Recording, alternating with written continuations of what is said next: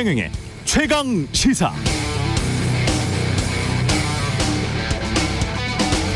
네, 윤석열 대통령이 로이터 통신과 단독 인터뷰를 했습니다. 국제사회가 용서할 수 없는 상황에 이른다면, 예를 들어 민간인들에 대한 대규모 공격이나 학살, 심각한 전쟁 범죄가 발생한다면 우리가 계속 인도주의적 재정적 지원만 고집하기는 힘들 것이다, 이렇게 말했습니다.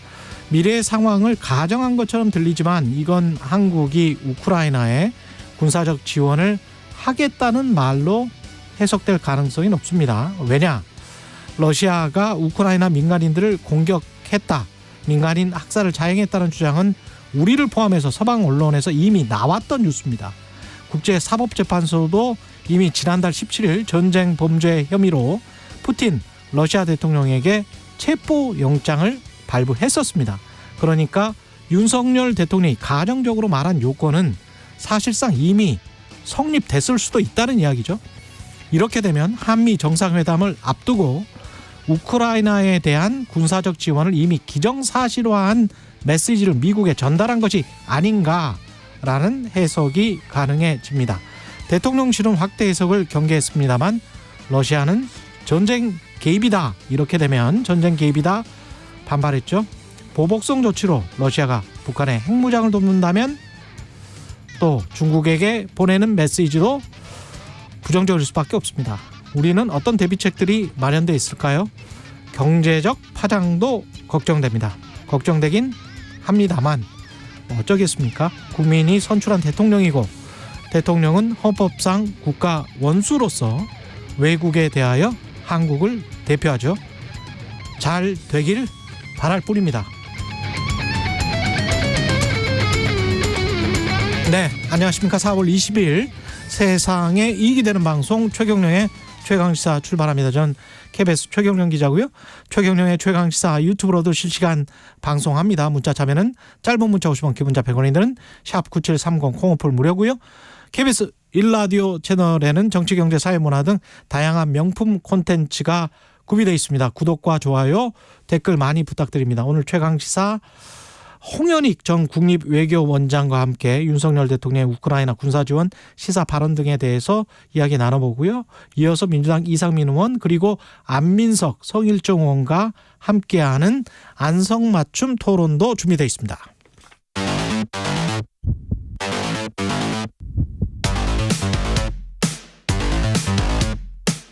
오늘 아침 가장 뜨거운 뉴스 언박싱. 자, 뉴스 언박싱 시작하겠습니다. 민동기 기자, 김연아 평론가 나와있습니다. 안녕하십니까? 안녕하세요. 이따 홍현익 전 국립외교원장을 자세히 다루기는 하겠습니다만 그 사실만 짚고 넘어가죠. 우크라이나 군사지원 가능성. 네, 로이터 통신과 윤 대통령이 인터뷰를 했는데요. 예. 이게 어제 공개가 됐거든요. 우크라이나에 대한 군사적 지원 가능성을 내비쳤습니다. 전제 조건이 있습니다. 민간인에 대한 대규모 공격이라든지 국제사회에서 도저히 묵과할 수 없는 대량 학살이라든지 전쟁법을 중대하게 위반하는 사안이 발생할 때는 이제 우크라이나에 군사적 지원을 할 수도 있다, 이런 취지로 말을 했는데요. 근데 일각에서는 이 세 가지 전제 조건이 지금 다 현실화된 것 아니냐, 이런 비판도 지금 나오고 있습니다. 예. 이 중요한 것은 이제 인터뷰 시점입니다. 오는 26일 미국 워싱턴에서 한미 정상회담을 앞두고 있지 않습니까? 그래서 한미 정상회담에서 좀 더 우크라이나 무기 지원과 관련해서 구체적인 이야기가 오갈 가능성도 있다, 이런 전망도 나오고 있고요. 일각에서는 윤 대통령의 이번 인터뷰가 미국 측에 선물을 줄 수 있다, 이런 신호를 보내는 것 아니냐, 뭐 이런 해석도 지금 나오고 있는 상황인데, 오프닝에서도 말씀을 하셨지만 러시아는 강력하게 반발을 하고 있고요. 대통령실 관계자가 어제 이제 이 관련해서 이제 계속해서 비판이 제기가 되니까 코멘트는 별도로 안 한다, 이렇게 얘기를 하면서도 윤 대통령의 인터뷰 내용을 정확히 읽어볼 것을 권한다라고 기자들에게 얘기를 했습니다. 정확히 읽어봤는데? 그러니까 기자들이 정확하게 읽어보고 질문을 했을 텐데 다시 정확하게 읽어볼 것을 권한다라는 그런 멘트를 했습니다. 저는 영문으로 정확하게 읽어봤습니다. 그리고 이제 정확하게 읽으라는 거는 아마 이제 러시아를 향한 메시지이기도 할 거고요. 러시아가 이제 그 대통령실의 입장은 계속 이제 우리 입장은 변한 게 없다는 거니까, 그리고 그 변한 게 없는데 대통령은 원론적인 얘기한 거고 그 원론적인 얘기에 전제가 붙어 있기 때문에 그 전제에 의하면 러시아가 이런 식으로 개입을 한다면 그것은 이제 뭐 이렇게 얘기하는 것이 이제 맞지 않다라는 얘기를 하고 싶은 건데 근데 저는 이런 생각이 좀 들었습니다. 둘 중에 하나 아니냐 어쨌든 간에 첫 번째로는 실제로 정부 입장이 변하지 않았고 대통령도 그러한 결단을 한 바 없는데 그러니까 우크라이나에 직접적으로 군사적인 어떤 지원을 하기로 한 바가 없는데 언론 인터뷰에서 이렇게 얘기했다. 그건 그럼 엄청난 실언이죠. 엄청난 실언을 한 거죠. 만약에 그런 거면은. 예.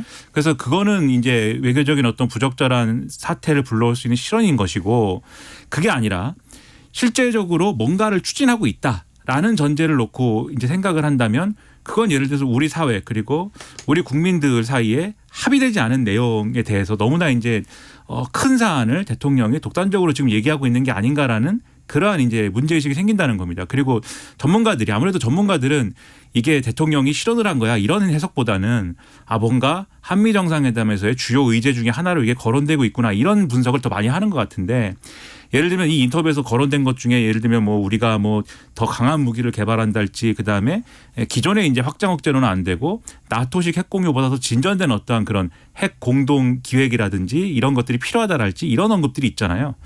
그런 건 뭐냐면 결국 한미 정상회담에서 우리가 우크라이나에 대한 군사적 지원을 어떻게든 하는 방향으로 갈 테니까 이 확장 억제 강화라든가 이런 것들을 지금보다 더 파격적으로 해달라. 이런 지금 어떤 협상을 하고 있기 때문에 대통령이 이런 발언을 한 거 아니냐. 이런 해석도 지금 있는 거거든요. 그래서 이제 이런 거라면은 사실 어떤 국민적인 합의가 없는 상태에서 예. 이렇게 외교적인 파장에 큰 거를 이제 강행할 수 있는 어떤 조건이 되는 것이기 때문에 상당히 이제 우려가 되는 거고요.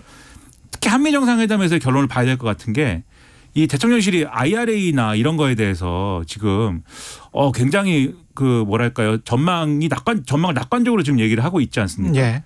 이 미국이 이제 발표한 그런 이 세부적인 내용을 보면 우리가 큰 손해 본 거 없다. 오히려 배터리 부분에서는 우리가 전망이 좋다. 이렇게 얘기를 했는데 뒤집어 얘기하면 한미 정상회담에서는 이 얘기가 주요 의제가 아닐 수도 있다는 거 아닙니까? IRA가 그렇죠. 실제로 오늘 일부 언론이요. 공식적으로 주요 의제가 안 될 수도 있다라고 보도를 하고 있습니다. 주요 의제는 아마도 제 예상으로는 핵 확장 억제가 될 겁니다. 네. 그렇죠. 핵 확장 억제가 될 것이고 그것이 상시 전략 자산 배치 일치 우리가 원하는 또 다른 더 깊이 있는 내용의 또 다른 것이 될 수 있을지는 모르겠습니다만은 그거를 아마 전면으로 내세울 것이다. 경제적인 것들에 관해서는 미국이 어떻게 나올지는 모르겠습니다. 지금 제가 보기는 그러네요. 예. 그렇죠. 그 말씀하신 대로 그런 경제적인 부분에 대한 게 그중에서도 가장 첨예했던 게 주요 의제가 아니라고 하면은 당연히 안보 문제인데 예.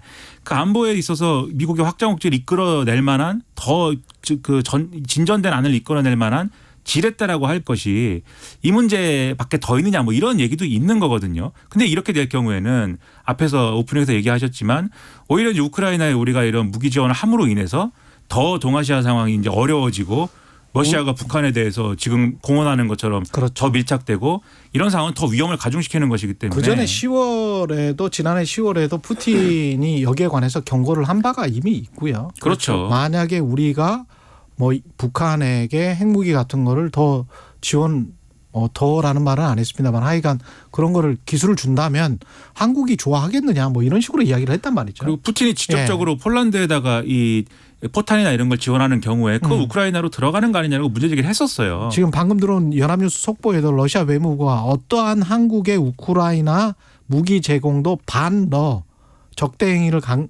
행위로 간주하겠다. 이러면 어쩌면 우리는 적대국이 될 수도 있어요. 지금 그렇죠. 비우호국인 상황인데 수교를 했지만 비우호국인 상황이지만 적대국으로 될 수도 있고 반면에 미국 국방부는 KBS 김기현 특파원의 보도에 따르면 우크라이나 무기 지원 가능성을 시사한 대통령 언급과 관련해서 북대서양 조약기구 나토와 우크라이나 국방연락그룹에 대한 한국의 기여를 환영한다. 이미 기정사실화 해버렸어요. 그렇죠. 그러니까 대통령실은 가정적으로 이야기했을 뿐 이렇게 또 이야기하잖아요. 근데 미국에서는 예 환영합니다 이렇게 해버린 거예요. 그렇죠. 그러면 이게 가정적으로 이야기한 걸로 되겠습니까?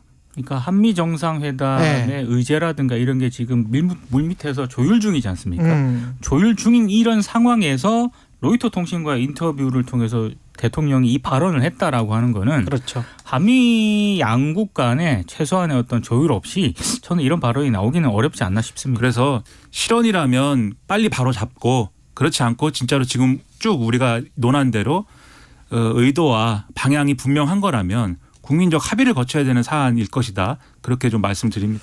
그리고 민주당 돈봉투 의혹과 관련해서는 또 속보가 하나 들어왔습니다. 강내구 상임감사위원회에 대한 검찰 구속영장 청구가 있었군요. 구속영장을 청구했습니다. 예. 정당법 위반 뇌물수수 혐의로 이제 구속영장을 청구했는데요. 강내구 이 한국수자원공사 상임감사위원은 총 9,400만 원을 송영길 전 대표를 당선시키기 위해서 살포한 혐의를 받고 있고요. 그리고 2020년 9월 한국수자원공사 상임감사로 재직을 하면서 사업가로부터 납품 청탁 명목으로 300만 원을 또 수수한 혐의도 받고 있습니다. 검찰이 그동안 두 차례에서 이제 강 의원을 불러서 조사를 했는데요. 일단 강 의원 본인은 일단 혐의를 전면 부인을 하고 있는 그런 상황이긴 한데 어찌됐든 구속영장을 청구했다라고 하는 거는 이제 다른 어떤 그런 인사들로 수사가 점점 확대될 가능성이 높다. 이렇게 해석이 되고 있습니다. 그리고 이제 또 어제 JTBC 등의 보도에 의해서 지금 이제 추가 녹취록 공개된 내용도 있지 않습니까? 예. 그게 이제 이 송영길 전 대표의 이 당선을 위해서 이제 마련된 어떤 돈의 이제 어떤 원천이나 이런 것들에 대해서 스폰서가 있다 이런 내용인 것이고 그리고 나중에 이제 이재명 후보가 대선 치를 때 그 스폰서의 이제 자녀 중에 이 대선 캠프에 이제 이 들어간 자녀 중에 사람이 한 명이 그렇죠.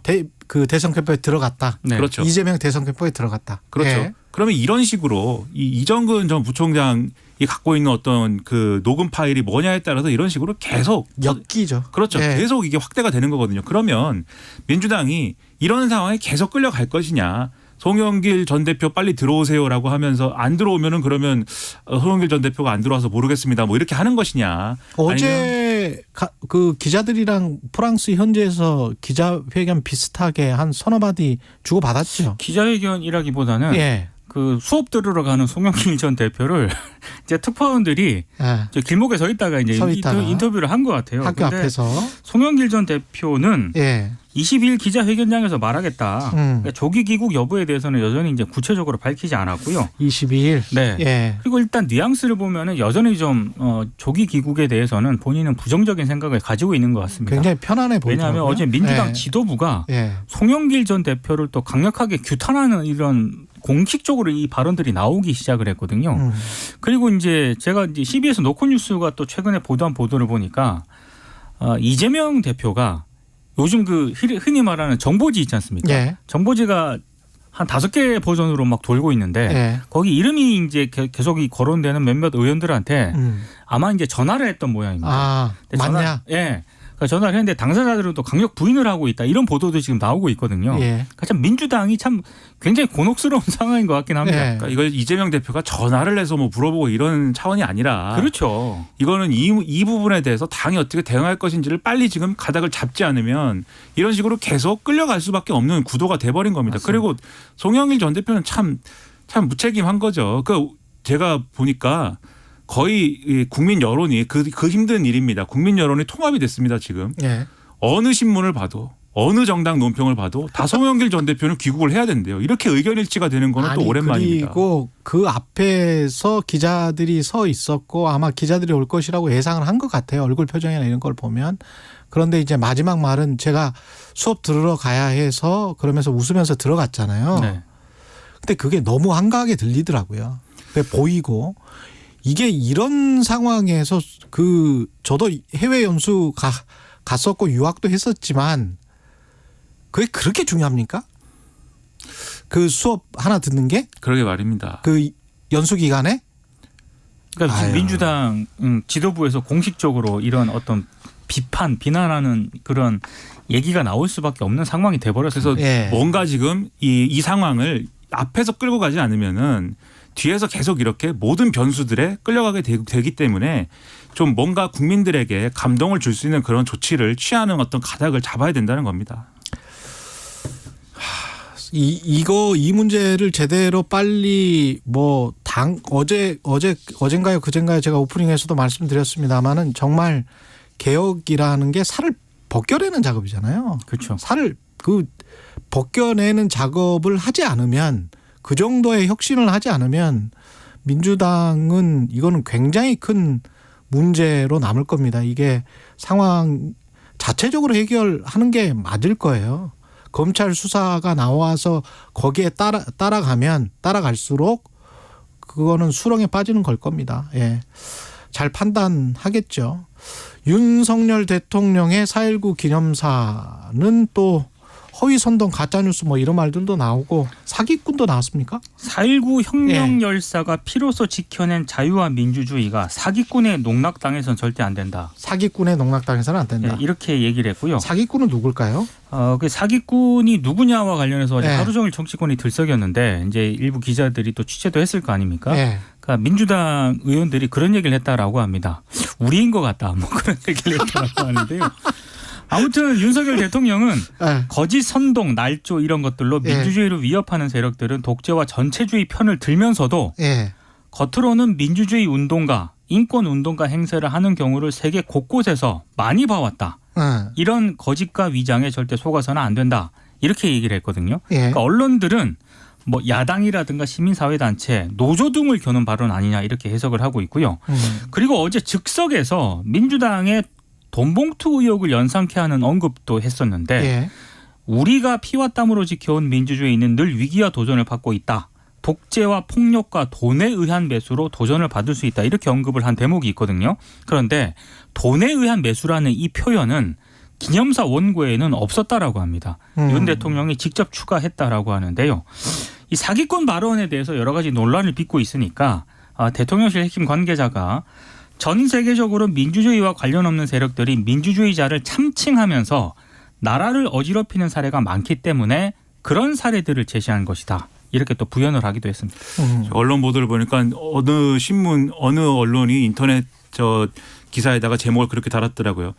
역대 대통령 사상 최초로 4.19 기념사에서 사기꾼 언급 이렇게 달았는데 사기꾼이라는 단어는 잘 등장하지 않는 단어죠. 그렇죠. 이거는 수사기관의 언어죠. 사실 사기꾼 이런 거는. 그래서 저는 이제 윤석열 대통령이 검사 출신이니까 이런 용어를 아직까지 쓰는구나 싶었고 좀 근데 이런 용어를 쓰는 것 자체는 누구를 겨냥했든 간에 4.19 기념사에 등장할 만한 용어는 아닌 것 같아서 이 좀 언어나 이런 뭐 전반적인 어떤 그런 코드는 좀 바꾸는 게 좋겠고요. 그리고 4.19 기념사뿐만이 아니고 대통령의 격이라는 걸 생각했으면 좋겠어요. 그래서 그냥 일상적으로 이런 뭐 TV나 라디오에 패널로 최고위원 중에서도 뭐 청년 최고위원 정도 막내급이 나와서 이런 이야기를 하잖아요.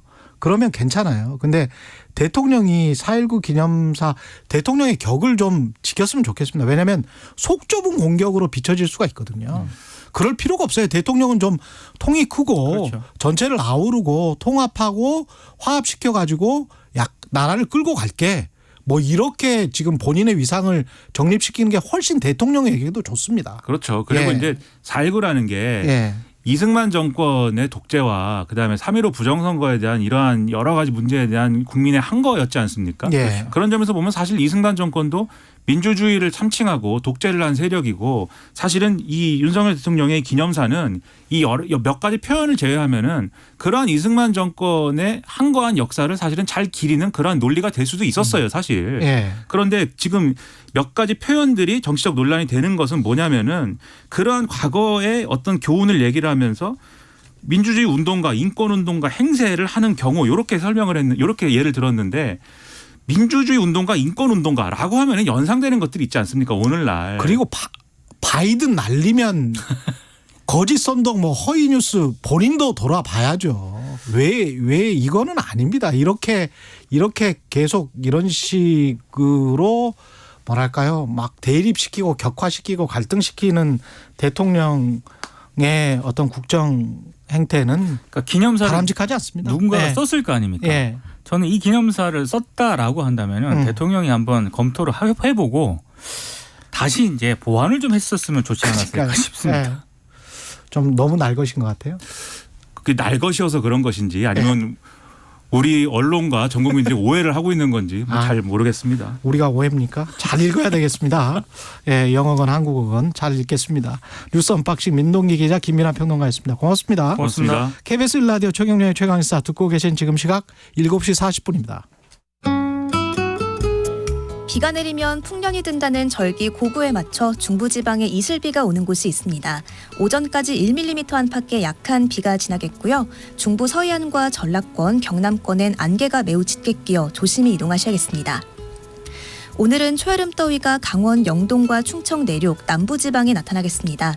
한낮에 대전 25도, 강릉 광주 27도, 대구가 30도 안팎까지 크게 오르겠고 반면 서울은 18도에 머물며 어제보다 10도가량 낮겠습니다. 내일 낮부터 고온 현상이 누그러지겠습니다. 강원 산지엔 강풍주의보가 내려진 가운데 순간풍속 초속 25m 이상 태풍급 바람에 주의가 필요하고요. 공기질은 깨끗하지만 내일은 국외 미세먼지가 유입돼 수도권과 강원 영동, 경상권의 공기가 탁해지겠습니다. 지금 서울의 기온 14.8도입니다. 날씨 정보 박다효입니다.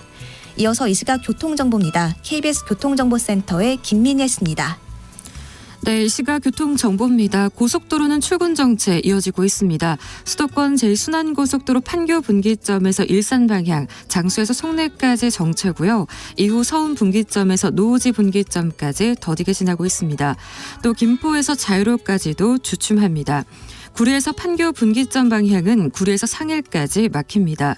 영동고속도로 강릉 쪽 서창 분기점에서 월곡 분기점까지 정체고 반월 터널에서 부곡까지도 차가 많습니다. 이후 용인에서 양지 터널까지 더디게 지납니다.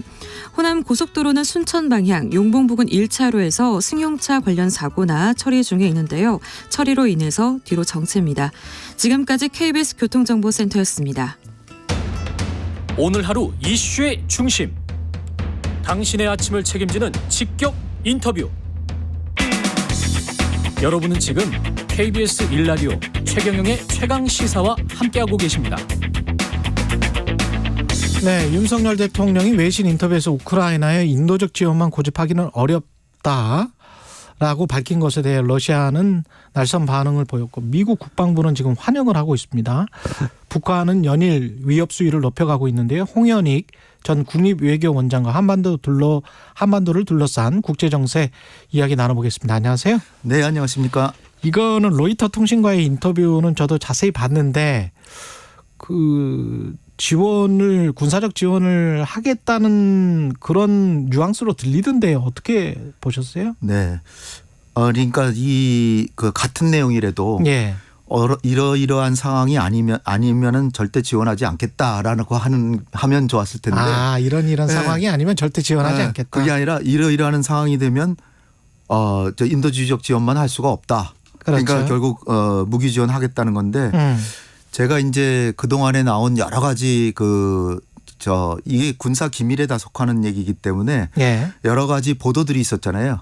다른 공중파 방송에서 TV에서 그렇죠. 예. 8시 뉴스에 155mm 포탄. 155mm 포탄을 진해항에서 어디론가 옮긴 것 같다. 예. 완전히 그 트레일러를 컨테이너 싣고 가는 걸 다 추적해 가지고 진해에서 브레멘항으로 갔다는 거죠.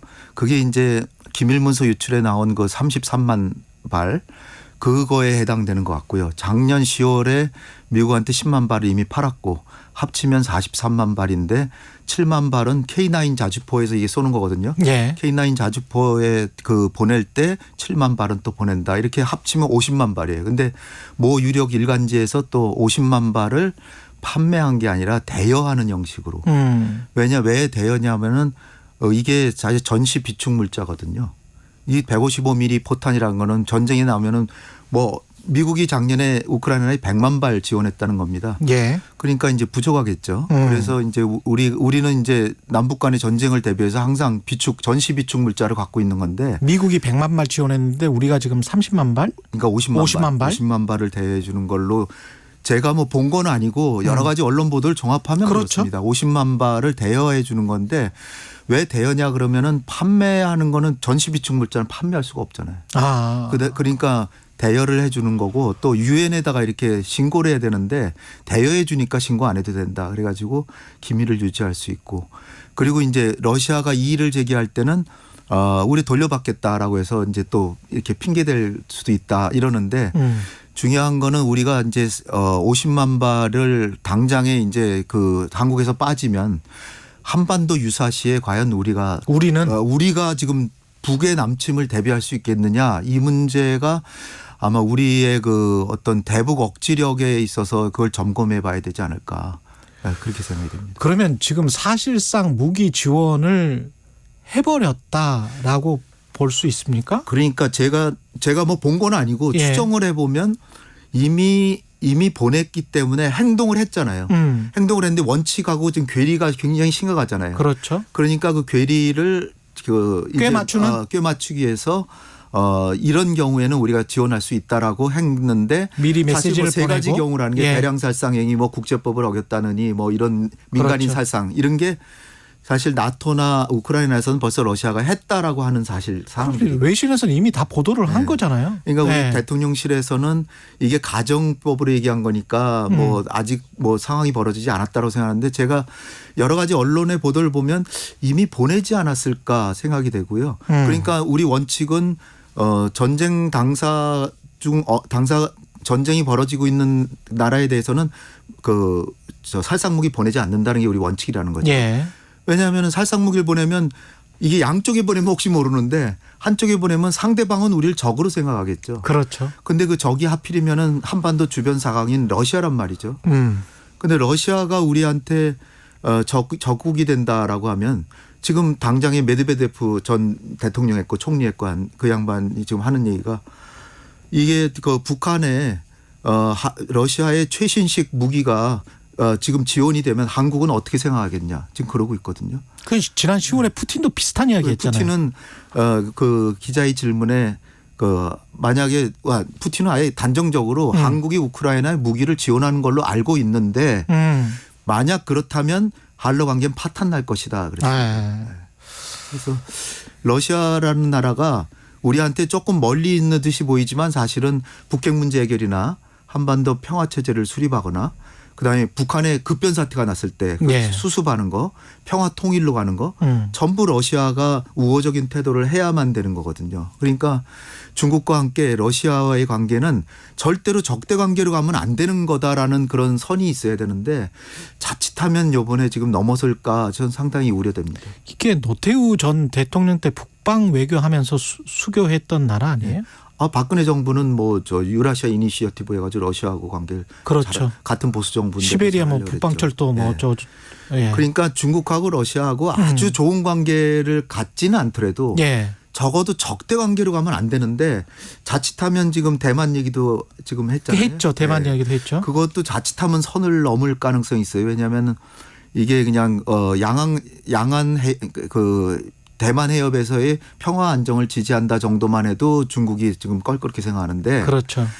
지금 저 대만과의 그 해협에서 힘에 의한 현상 변경을 절대라는 말씀을 쓰셨어요. 절대 반대한다. 그러면 절대 반대한다 그러면 만약에 그런 일이 벌어지면 우리는 어떻게 하겠다는 건지 그 뒤에 대비책이 과연 있는지 이제 그런 게 걱정이 되는 거죠. 그러니까 외교라는 게 사실은 아주 정밀한 워딩이 필요한데 네.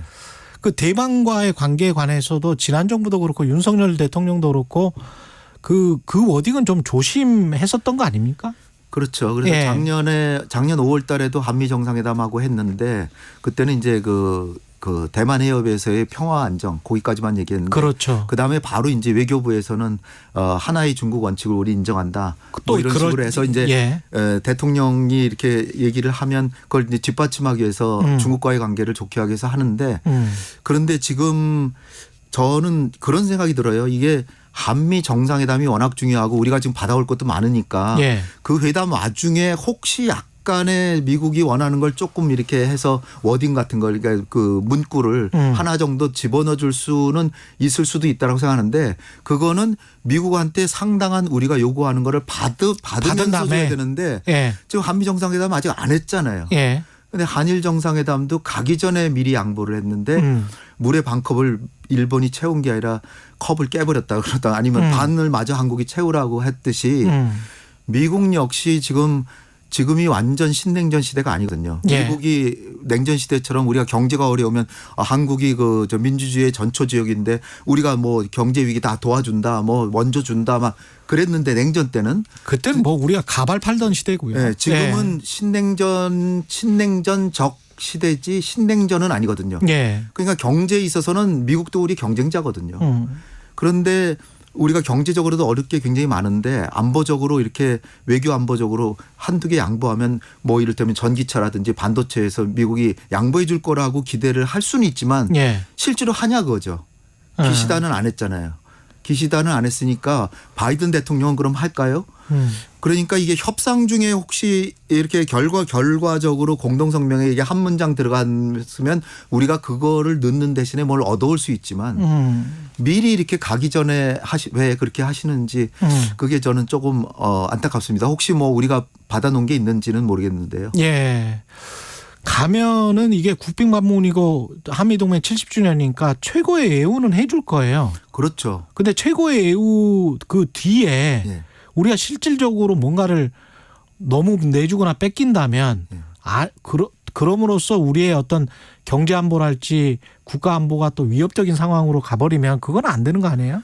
그렇죠. 그러니까 저는 국빈 방문이라는 게 예. 오히려 지금 정부에서는 그걸 굉장히 강조하고 있는데 그게 오히려 저는 좀 두렵습니다. 왜냐하면 국빈 방문이라 그러는 건 1년에 미국이 5 원수 이내로만 맞아요. 예. 통계를 보면 제일 많이 맞을 때가 5명이에요. 아, 그렇군요. 그러니까 이게 굉장한 거거든요. 예. 한미동맹 70주년이고 그다음에 국회 상하원 합동연설이 있고 그다음에 백악관 만찬도 있고 그러니까 이런 형식과 의전에 굉장히 빠져버리면 자칫하면 실리를 잊어버릴 수가 있는데 지금 우리가 반드시 찾아올 것들이 있잖아요. 예. 뭐 북한이 매일 핵으로 위협하고 있고 예. 반도체, 전기차, 배터리 뭐 다 지금 어려움에 처했는데 그 우방인 미국이 지금 우리를 어렵게 하고 있단 말이에요. 예. 경제 문제에서는. 예.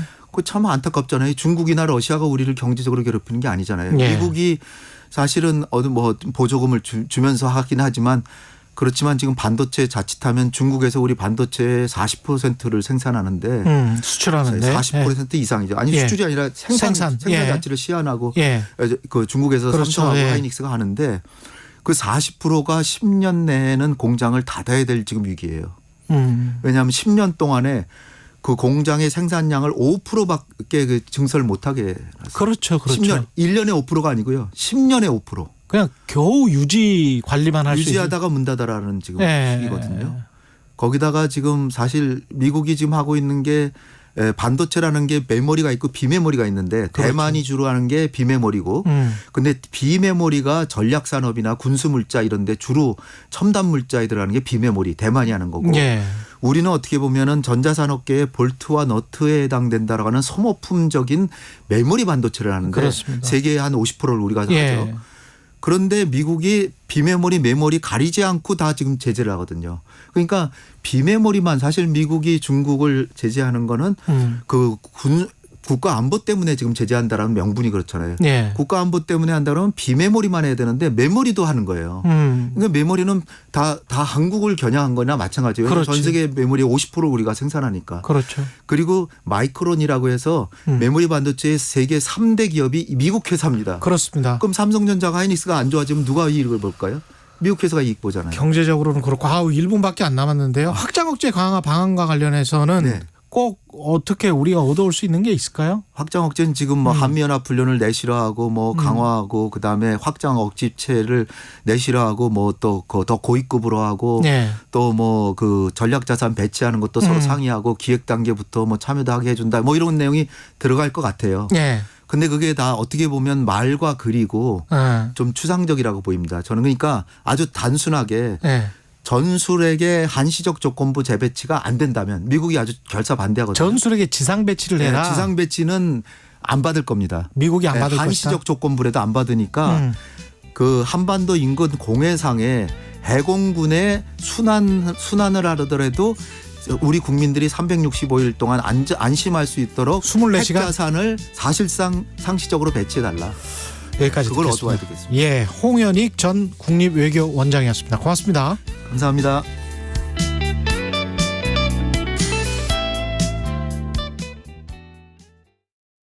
경북 울진에서 대형 산불이 발생했습니다. 봄철 동안 이틀에 한 번꼴로 산불이 발생했습니다. 산불 피해지를 복원하는 데 걸리는 시간은 약 100년 이상이 소요될 것으로 예상되고 있습니다. 산불, 언제까지 반복돼야 할까요? 사람들의 부주의로 발생하는 산불은 우리들의 관심으로 예방할 수 있습니다. 푸른 살림을 누릴 미래의 아이들을 위해 작은 불씨 대신 작은 관심을 모아 큰 산불 대신 큰 살림으로 산불 예방이 100년 살림으로 가는 지름길입니다.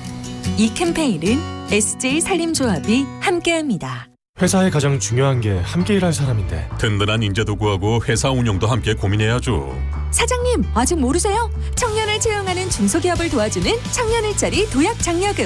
올해부터 2년간 1,200만 원으로 더 크게 지원합니다. 청년에겐 기회를, 기업에겐 활력을. 청년 일자리 도약 장려금.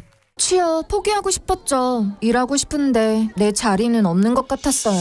그런데 청년일자리 도약 장려금 덕분에 제 자리를 찾았어요. 청년에겐 기회를, 기업에겐 활력을. 청년 일자리 도약 장려금. 올해부터 2년간 1,200만 원으로 더 크게 지원합니다. 지금 검색창에 도약 장려금을 입력하세요. 2023 KBS 1라디오 연중기획 낮은 목소리, 당신의 목소리를 들려주세요.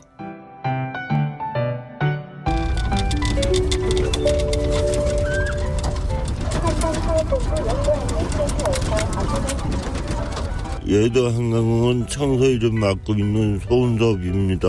매점 쓰레기하고 거치대 같은 걸 다 운반하고 있어요, 제가.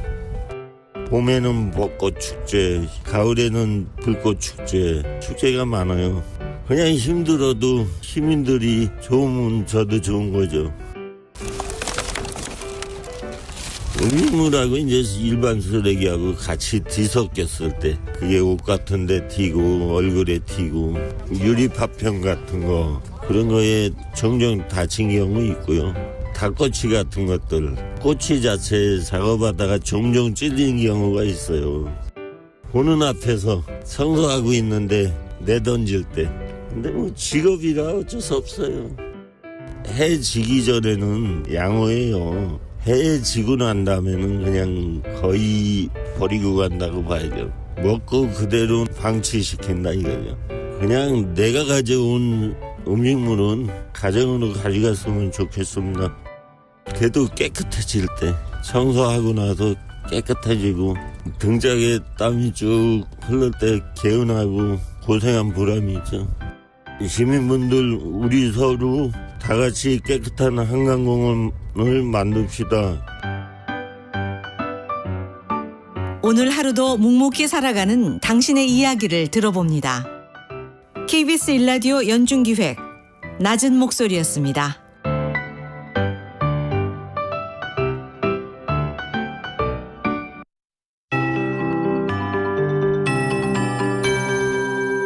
KBS 58분 날씨.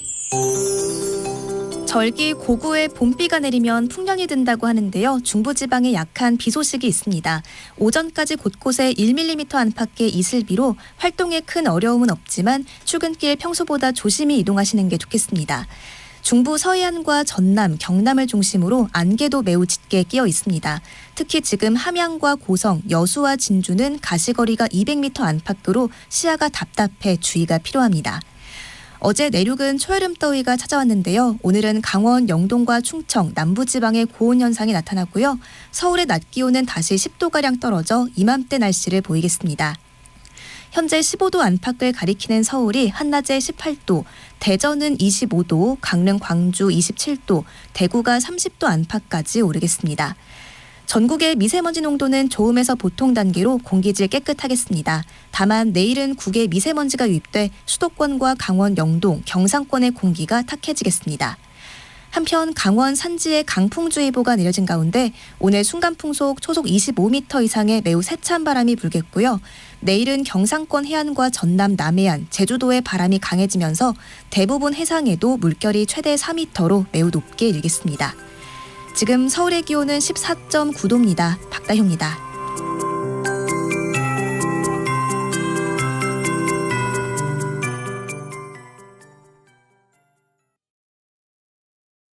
정성을 다하는 국민의 방송 KBS가 8시를 알려드립니다.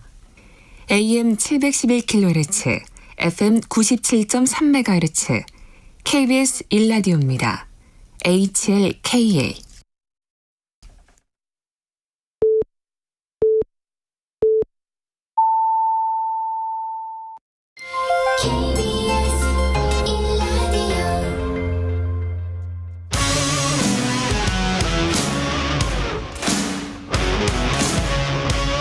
오늘 하루 이슈의 중심 최경영의 최강 시사. 네, 내년 총선 앞두고 제3세력 움직임이 본격화되고 있습니다. 금태섭 전 민주당 의원은 신당 창당을 공식적으로 밝히기도 했는데요. 금 전 의원이 주도한 모임에 함께 하신 분이죠. 이렇게 소개해드려도 주도하는데 이렇게 참여한 건 아니고요. 이게 좀 이상하네 지금 예. 읽다 보니까. 예, 주도 그러니까 금태섭 의원이 뭐 토론회를 실무적으로 맡았지만 그 모임체는 아닙니다. 그 모임체는 토론회였지. 아니고 그냥 토론회였고. 더불어민주당 이상민 의원의 목소리이십니다. 예, 더불어민주당 이상민 의원 나오셨고요. 네, 안녕하세요. 예, 며칠 전에 이제 이게 제3의 길이 뭐 대선 전에 그런 이야기 많이 했었잖아요. 그리고 금태섭, 김종인 이렇게 나오니까 사람들이 그 전부터 이렇게 주목을 했었거든요. 근데 이 의원님은 어떻게 하다가 이렇게 들어가시게 됐어요? 원래 저는 금태섭 의원 전 의원하고는 개인적으로 잘 알고요. 금태섭 의원이 토론회를 하려고 했는데 당초에 두 분이 지금 섭외가 됐는데 토론회에 참여하려고 했는데 하여튼 사정 때문에 빠졌어요. 대타였어요, 그러면은? 대타죠. 대타. 실질적 성격은 그런데 제가 근데 한국 정치의 문제점과 그 재원 주제가 그거였고 제가 늘상 하던 얘기가 있었기 때문에 공감하는 주제여서 내가 가서 좀 제 생각을 정리해서 또 한번 얘기를 해야 되겠다. 어떤 자리에서든 한국 정치를 혁파하고 뭔가 업그레이드 돼야 되는 그런 상황. 선거법이라든가 또는 국회 뭐 등등 여러 그 제도들을 좀 말할 기회를 저는 찾은 거죠. 여러 군데 중에. 공감하는 주제여서 참여하게 됐지.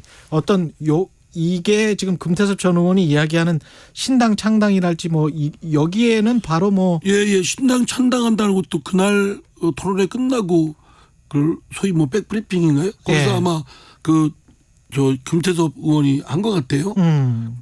그런데 이제 저는 제3, 제4, 제5의 정치 세력이 좀 스마트한 정치 세력이 등장하길 바랍니다. 나왔으면 좋겠다. 일단은. 지금 사실 우리 기업으로 말하면 스타트업들 아니에요? 스타트업들이 좀 나와서 도전하고 막 그런 것을 뭐 잘하는 모습을 보여야 지금까지 전국을 주도하는 우리 더불어민주당 제가 속한 국민의힘 여기에 자극을 줄 수 있고 긴장감을 줄 것이다. 여기 퇴출도 시킬 수가 있어야 됩니다. 왜냐하면 이 두 정당이 독과점 구조가 딱 엮여 있고 서로 간의 상대를 희망의 등대로 생각하고 있습니다. 저희 당은 윤석열 대통령하고 국민의힘의 이 똥볼 차는 거를 희망의 등대로 생각하고 있고요. 저쪽 국민의힘은 이재명 대표와 민주당 하는 것을 보고 자신들의 희망의 등불로 생각하고 있습니다. 근데 서로 상호간의 희망의 등불로 보는데 국민이 볼 때는 웃기는 일이죠. 희망은 무슨 희망입니까? 절망을 주는 두 집단이라고까지 그런 말을 해도 전혀 심한 표현이 아닐 거라고 생각됩니다. 서로 간에 그냥 반사이익만 노리고 있다. 이런 상황. 그러니까 정치적 서비스의 고품질 경쟁을 안 벌이고 그냥 적대적 공생을 통해서 서로 권력 싸움만 하고 있는 거거든요. 그래서 제가 그 자리에서 그랬습니다. 제 그 토론회 자리에서 더불어민주당하고 국민의힘 두 당은 트렌전보다는 공통점이 많기 때문에 통합하는 게 좋겠다. 좌중이 다 웃더라고요. 그래서 이제 저는 제3, 제4, 제5의 정치 세력들이 막 등장해서 좀 두 당한테도 자극을 주고 어쩌면 뭐 두 당을 퇴출시킬 수 있는 정도의 위력을 발휘할 수 있었으면 좋겠다. 현실성은 어떻게 생각하세요? 김종인 전 위원장 같은 경우는 좋은 후보가 나오면 총선 때 30석도 가능하다 이렇게 이야기를 했는데 현실적으로 가능하다고 보십니까? 저는 김종인 위원장께서 단서단 것도 적절치가 않고요. 좀 거기에 대해서 이견을 달면 좋은 사람이 오면 좋은 사람이 오는 것도 어떤 집단의 어떤 정체성이나 또는 브랜드나 또 미래 가능성을 보고 오는 거 아니겠습니까? 그렇겠죠. 그냥 허허벌판에 모이라 그러면 잘 안 모이죠.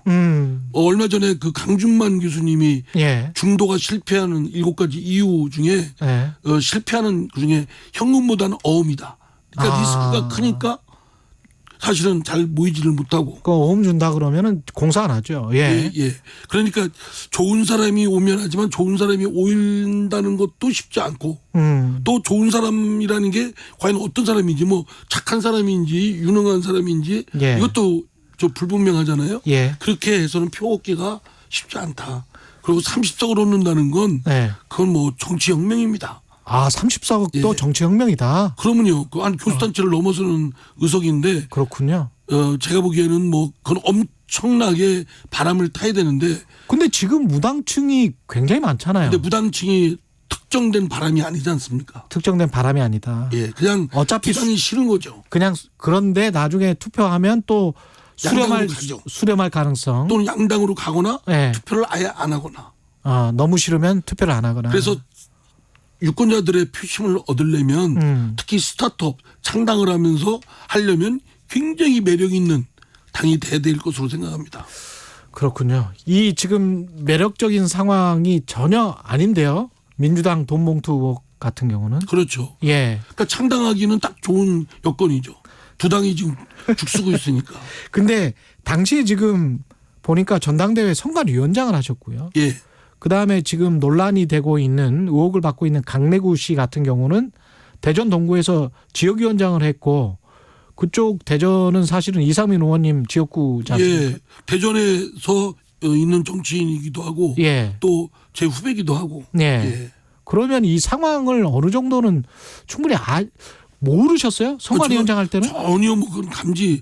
제가 알았으면 그냥 돕겠습니까? 그건 있을 수 없는 일이고 만약에 그런 일이 있었다면 내부적으로 있었다 해도 수사 의뢰하고 하죠. 또 상대방 상대 쪽에서 가만히 있었을 리도 없고요. 예. 또 최근에 제가 이 사건 터지고 나서 당시 실무 책임을 맡았던 당직자한테 확인을 했더니 예. 뭐 당직자들도 실무 당직자들도 전혀 감지를 못했답니다. 못했다. 사실 뭐 돈 봉투 주고받고 하는데 그게 남이 알 정도면 예. 뭐 그렇게 하겠습니까? 희시하면서 했겠죠. 근데 녹음 파일을 들어보면 상당히 관행적인 것 같은 그런 느낌이 든단 말이죠. 뜻밖입니다. 그렇죠. 야, 굉장히 만연돼 있고 예. 한두 번 뿌린 솜씨가 아니다라는 그런 그렇죠. 생각을 하게 됩니다. 예, 그렇게 들려요. 예. 예. 뭐 그냥 돈 누구누구 줘야 되고 뭐 여기가 또 딴 사람들이 원하면 또 줘야 되고 뭐 이런 식 아닙니까? 그럼 당내에 만약에 그런 어떤 관행이 일부에라도 존재했었다면 당 차원에서는 엄청난 혁신을 해야 되는 거 아니에요? 당연히 그렇습니다. 이게 예. 드러났기 때문에 정말 도련한 환부가 병소가 있다면 잘라내야죠. 그러면 당 간판을 지금 의원님은 당 간판 내릴 상황이다. 지금 당 간판 내릴 상황 아닙니까? 전 그렇게 봅니다. 국민들께서 이 돈 봉투 사건이 있었다라고 한다면 그 당을 온전히 보겠습니까? 또 표를 주겠습니까? 이 당에 무슨 동정에 또는 뭐 매력을 느껴서 표를 주겠습니까? 예. 유권자가 표 안 주면 망하는 거죠. 그 고민정 최고위원도 유일하게 도덕적으로 좀 약간 우월해 보이는 게 민주당의 장점이었는데 그것마저도 이제 잃게 됐다는 식으로. 도덕적으로 우월한 게 아니라 도덕적으로 좀 바닥이죠. 오히려 바닥이다. 그러니까 저는 이 사건은 2년 전에 과거의 일이지만 이 사건이 지금 터져서 이걸 어떻게 처리하느냐 문제는 현재의 문제거든요. 어떻게 처리를 해야 돼요? 이거는 이재명 대표는 자체 조사를 포기했는데 그거는 진짜 저는 매우 잘못된 거라고 생각합니다. 예. 왜냐하면 아니 어느 조직이고 문제가 생겼으면 자체 조사를 해야 되는 건 기본이고요. 자기 정화 기능을 발휘를 해야죠. 예. 검찰 수사한테 맡긴다고 그러는데 검찰 수사는 우리의 하부 조직이 아닙니다. 그러니까 검찰 그렇죠. 수사는 뭐 하든 말든 거기는 할 테고 예. 자체적으로 우리가 엄정하게 검찰 수사보다도 더 세게 아주 추상같이 성역 없이 파헤쳐서 드러난 사실에 대해서는 가차없이 쳐내야죠. 그러면 지도부는 자체 조사를 지금 미루는 건가요? 지금 안 한다고 이재명 대표 지난번 뭐 기자회견 때 그렇게 한 것 같은데. 그러면 왜 그러는 겁니까?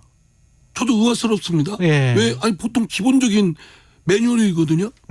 아니 무슨 문제가 당내에서 생겼다 그러면 조사기 만약에 당 밖에서 생겼다면 우리 조사기구 만들지 않습니까? 예. 만약에 국민의힘 쪽에서 무슨 생겼다 그러면 우리 가만히 있겠습니까? 진상조사위원회 뭐 이런 거 만들어서 설사 내부의 사람으로 하기가 적절치 않다. 왜냐하면 누가 돈 받았는지 연루됐는지를 잘 불분명하니까. 그렇죠. 그러면 외부의 사람들 뭐 수사 경험이 있는 분들을 그분들을 모셔다가 하든지 뭐 방법은 왜 없겠습니까? 당 지도부가 전혀 검토를 안 하고 있습니까? 이재명 대표의 그때 공적으로 기자회견 시 한 거는 뭐 실효성이 없기 때문에 조사는 내부 조사는 안 하는 걸로 이렇게 표명을 했는데 네. 저는 그 입장을 그대로 견지해서는 국민들이 보실 때 자기 정화 기능도 제대로 못하고 포기하는 정치 집단한테 믿음이 가겠습니까?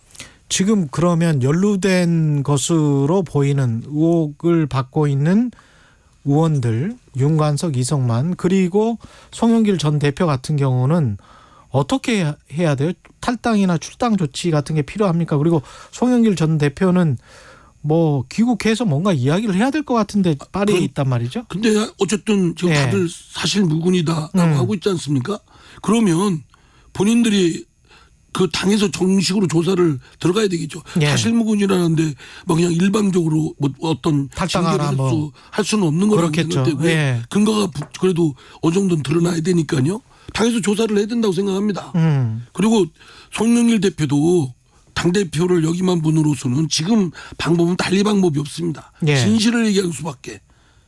또 다른 분들도 마찬가지고요. 예. 돈 받은 의원들이 있다고 하지 않습니까? 예. 그 의원들도 본인은 알 거 아니에요. 돈 받은 거 자기는 2년 전에 돈 받았는지 예. 그런 이실직고 해야 됩니다. 국민 예. 앞에. 책임은 지고 이실직고 하고 그렇게 해야 당이 살아날 기미가 좀 있죠. 근데 송 전 대표는 왜 계속 파리에 있을까요? 이런 상황인데. 너무 상식에 반하지 않습니까? 예. 당대표까지 여기만 분으로 이 사건이 터졌다면 본인이 돌아서 자기 얘기를 해야 될 것이고 예. 해명이든 고백이든 또는 뭐 또 반론이든 해야 될 것이고 근데 지금 안 들어오고 하는 것은 뭐 캥겨서 그런 거 아닌가 이런 의심도 듭니다.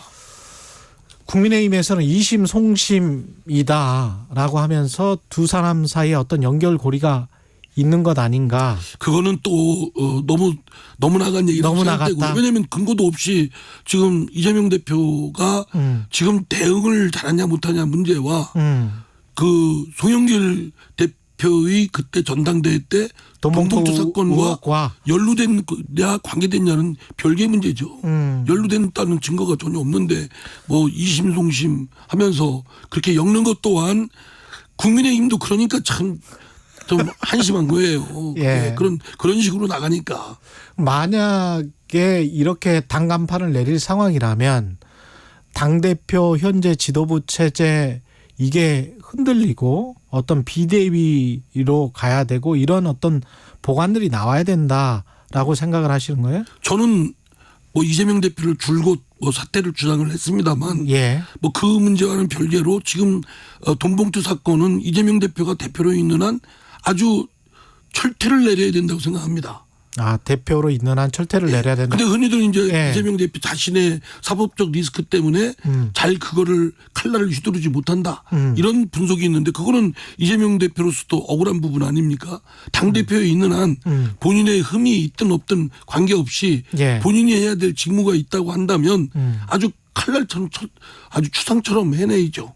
이런 문제가 생겼는데 이 문제를 그냥 뭐 미온적으로 대응하는 것처럼 비춰지는 그런 행태를 보이는 건 잘못된 것이다. 철퇴라고 하면 조사를 빨리 해서 의혹이 짙다. 그리고 좀 어느 정도의 사실은 확인된 것 같다라고 하면 출당 조치나 제명 같은 거를 다 하고 예. 그보다 더한 조치가 있다고 한다면 당에서 할 수 있는 최대한의 조치는 뭔가요? 지금은 뭐 제 당으로서는 제명, 출당 조치 뭐 이런 것 등등이 있겠죠. 그래서 정치를 민주당에서는 못하게 하는 것. 예. 근데 국민의힘 윤희숙 의원 같은 경우는 오히려 위기긴 한데 민주당이 세대 교체를 이루면 오히려 건설적이 될 수 있다. 늘 전화위복이라는 것도 있지 않습니까? 예. 어려운 상황에 놓여 있을 때 그걸 어떻게 잘 처리하고 대응하느냐에 따라서 오히려 잃을 뻔했던 민심을 얻을 수 있는 계기는 되죠. 그러려면 그만큼 그 정도의 강도의 노력을 해야 되겠죠. 그냥 뭐 대충 몇 사람 뭐 교체하고 뭐 이렇게 엉거성검 넘어간다고 해서 국민들이 그거 속아 넘어가겠습니까? 그 정도 강도의 노력을 하고 있습니까? 안 하고 있습니다. 안 하고 있습니까? 예. 예. 솔직히 제가 말씀드린 대로 자기 정화 기능도 포기한 상황이라고 볼 수밖에 없는 지금 사태가 제대로 대응하는 게 아니죠. 예. 민주당의 희망의 등대 국민의힘 상황은 어떻습니까? 거기도 그러니까 뭐 두 당이 예. 뭐 이 방송용인지 모르겠지만 예. 둘 다 죽쓰고 있지 않습니까? 예, 윤석열 대통령까지 포함해서 예. 너무 그러니까 윤석열 대통령하고 국민의힘이 똥볼을 차는 거예요. 도대체 나라의 운명을 걸려 있는 외교 안보 문제를 이렇게 막 엉망진창 만들어 놔서 예. 자기들은 뭐 한미일 동맹을 견고하게 해가지고 이거를 하겠다라고 하는데 제가 볼 때는 그거는 정말 우리를 그 화염의 구렁텅이로 넣을 수도 있는 매우 위험한 발상이라고 생각합니다. 화염의 구렁텅이로 넣을 수도 있다. 예. 지금 당장 우리 동북아시아 한반도에 여전히 긴장이 고조되고 있지 않습니까? 그렇죠. 근데 윤석열 대통령 최근 외국 언론 기자 회견한 걸 보니까 우리가 뭐 대만 문제까지 건드렸더라고요. 예. 대만 문제는 영내 문제가 아니라 세계적 문제다. 그렇기 때문에 힘에 의해서 현상 변경을 하면 좌시하면 안 된다. 아니 우리가 한국이 무슨 우리도 지금 좀 허덕이면서 살기 바쁘고 우리 입에 풀칠하기도 바쁜 세상에 지금 우리도 중국하고 척져야 될 이유는 없지 않습니까? 내 코가 석자인데. 예. 그래서 왜 대담한 문제를 지금 건들고 그러니까 조용히 지금 침담해도 시원찮은 마당인데. 근데 우크라이나에 또 군사 지원도. 그렇죠. 러시아와의 관계도 우크라이나에 있어서 전쟁 물자를 공급한다는 할 수 한다고 있다. 하니까 물론 민간인 뭐 대량 살상 어쩌고 저쩌고 하는데 아니 윤석열 대통령이 무슨 유엔 사무총장입니까? 대한민국 대통령이고 그러면은 대한민국 국민의 안위와 평안 국익을 위해서 그게 첫 번째가 돼야 되는데. 예. 그 직책을 잘못 맡으신 것 같아요. 유엔 사무총장으로 가서 출마를 할 걸. 근데 이게 너무 미국 페이스에 그냥 따라가고 미국에게만 협조하면 우리의 안위가 다 지켜질 것처럼 오판하고 있는 거는 아닐까요? 아니 그래서 미국으로부터 얻은 게 뭐가 있습니까? 예. IRA 인플레이션 그 대처법인가 뭔가 그 법에서도 지금 우리가 뒤통수 맞았잖아요. 반도체법도 그렇고. 지금 계속 미국은 자국 이익으로 가고 있습니다. 그동안 맺었던 한미 FTA, WTO 체제는 완전히 깡그리 무시하고 있고. 그리고 우리한테는 뭐 별로 동맹이라고 하지만 말로만 동맹이지 뭐 주고받고 한 게 뭐가 있어요.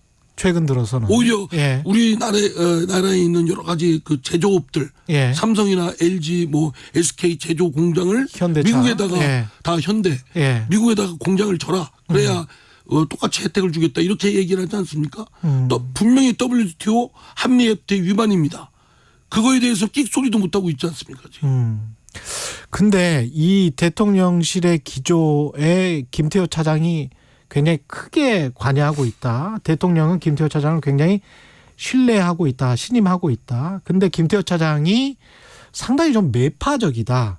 그리고 강력한 한미일 동맹 그리고 북중로와의 대립 이거를 그냥 불사하는 스타일이다. 그래서 위험하다. 이런 외교가의 시각도 있는 것 같습니다. 그러니까요. 만약 저도 그런 얘기를 들었는데 만약 그렇다고 한다면 뭐 최종적인 책임이야 윤석열 대통령한테 있겠죠.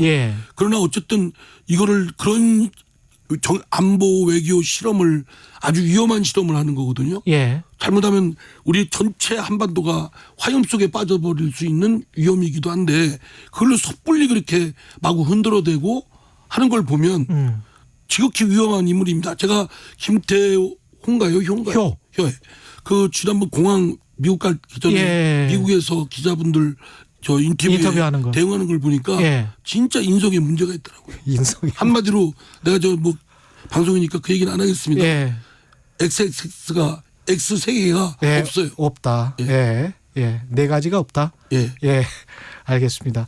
그 해임 요구를 했잖아요. 민주당에서는. 그런데 실현 가능성이 있습니까? 이거는 뭐 해임 여부 팽단해봤자 뭐 윤석열 대통령이 콧방울도 안 끼고요. 만나주지도 않는데. 예. 예.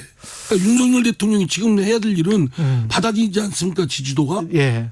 저는 윤석열 대통령이 강제징용 문제를 해결을 한다고 하면서 내놓은 얘기가 1%의 지지를 받더라도 뭐 하겠다라고 했지 않습니까? 예. 진짜 저는 그건 강조법인 줄 알았어요.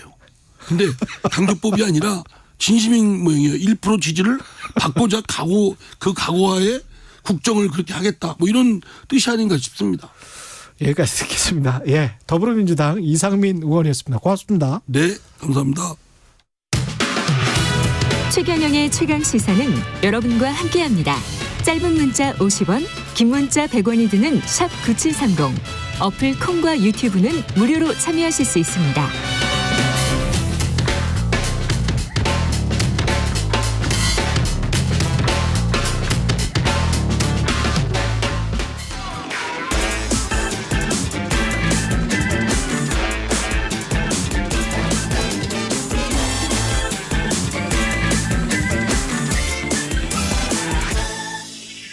네, 한 번 더 뉴스 시간입니다. 오늘은 한국경제신문 최영찬 기자와 함께하겠습니다. 안녕하세요. 안녕하세요. 그 배달민족 그 노동자들 라이더들이죠. 예. 다음 달 5일이면 5월 5일 아닌가요?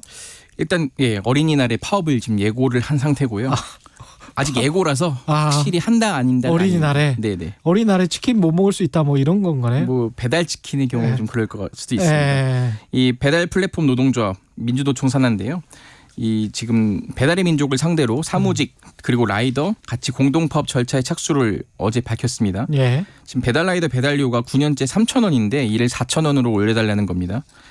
이번 파업 예고가 한 가지 다른 점이 있는데요. 예. 이 라이더와 사무직이 공동 파업을 나선 거예요. 배달의 민족 사무직도? 예. 사무직과 라이더의 공동 파업은 처음인데 예. 그동안 라이더는 한 15차례, 사무직은 한 25차례에 걸쳐 단체 교섭을 했는데 사측은 계속 수용 불가 입장만 고수를 했거든요. 예. 이 때문에 지금 24일에서 27일까지 파업에 대한 찬반 투표를 진행을 할 예정입니다. 요금 인상을 요구하는 겁니까? 일단 지금 그렇습니다. 그러니까 배달의 민족이 그 알뜰 배달이라는 걸 시작을 해요. 예. 그러니까 이게 뭐냐면은 근거리 묶음 배달로 해가지고 이제 배달 비용을 낮추는 배달 서비스예요. 워낙 이제 경쟁이 치열하다 보니까 택시 합승 같은 개념이죠. 이 노조 측은 기존 배달료와 동일한 배달료를 라이더에게 지급을 해야 한다 이렇게 지금 주장을 하고 있고요. 예. 그러니까 기존에 그 빨리 배달하는 한 집 배달이라는 게 있어요. 그러니까 점주랑 고객 합산하면 건당 라이더가 한 6,000원 정도를 받아가거든요. 예. 그러니까 이게 최근에는 그 점주가 고객에게 많이 떠넘긴 게 많아가지고 우리가 배달료가 막 5,000원, 6,000원 이렇게 된 거예요. 우리가 낼 때는. 네, 그래서 어쨌든 지금 그런 상황인데 지금 이 알뜰 배달은 약간 각종 할증이 따라 붙는 방식이거든요. 그러니까 픽업 건당 1,200원, 그리고 배달 건당 1,000원에서 이동거리 100m당 80원을 지급하는 구간 배달 수수료를 산정해서 복잡하네. 정산을 그렇게 바꿨습니다. 그래서 아마 이게 좀 단순하게 계산해 보니까 1km 안에 거리에 있는 모여 있는 세 곳에 배달을 할 경우에 비슷한 세 건을 집에. 수행해도 한 약 8,000원을 받을 수밖에 없는 거예요. 세 건을 배달하는 해도 8,000원. 네, 이제 아까 한 건이었으면 6,000원이었는데. 네, 맞습니다. 예. 그런 식이라서 지금 아마 기존이라면 10,000원 훌쩍 넘는 돈을 받는 건데 확실히 수익이 줄어들게 되는 거죠. 예. 그리고 또 다른 요구 사항이 있는데 이 기본 배달료가 지방 차별이 있더라고요. 그러니까 서울, 경기, 인천은 기본 3,000원이었는데 다른 지역은 2,600원에서 2,800원. 그러니까 이번 기회에 한번 갖게 해달라 이렇게 요구를 하고 있습니다. 다 3,000원으로 올리자. 그렇죠. 예. 지금 3,000원을 넘어서 아예 4,000원까지 해달라는 거니까요. 그렇군요. 사무직 노조의 요구 사항은 뭔가요? 그러니까 배달의 민족이 주 35시간제에 4.5일 이거를 이제 하고 있어요. 본사 직원들이. 와. 근데 이제 그 외 직원들은 주 5일에 40시간 업무 일정에 따라서 또 다음날 새벽까지 근무해야 하는 이 교대 근무, 시프트 근무를 하고 있거든요. 왜 우리도 같은 우한 청년들 그 본사 이름이죠. 우한 청년들 소속 노동자인데 왜 차별하냐? 이렇게 지금 반발을 하고 있는 겁니다. 우리도 35시간에 4.5일 하자. 그렇죠. 펀딩을 많이 받으니까 좋기는 하구나.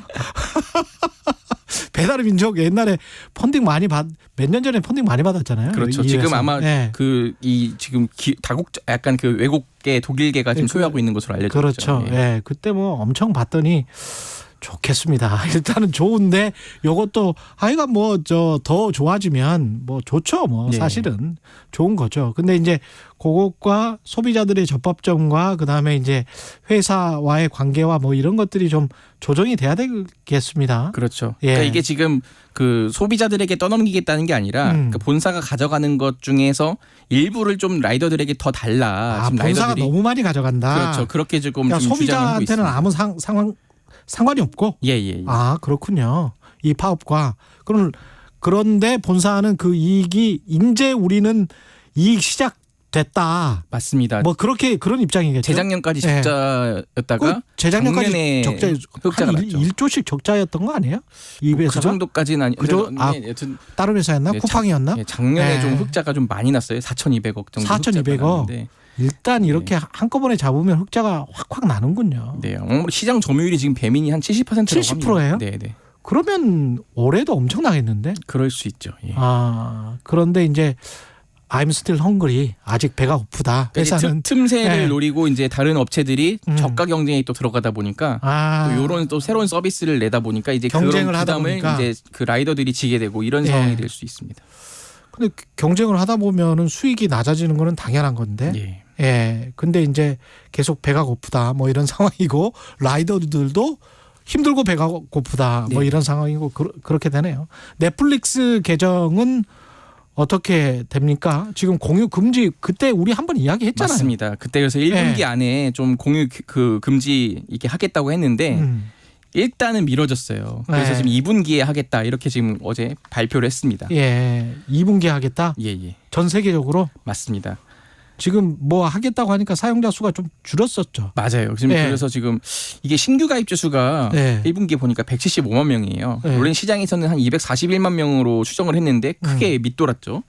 지금 뭐 매출도 뭐 많이 나긴 했어요. 한 우리 돈으로 한 10조 7,600억 원 나긴 했는데 시장에서는 훨씬 더 많이 날 것으로 봤는데 또 낮아진 거거든요.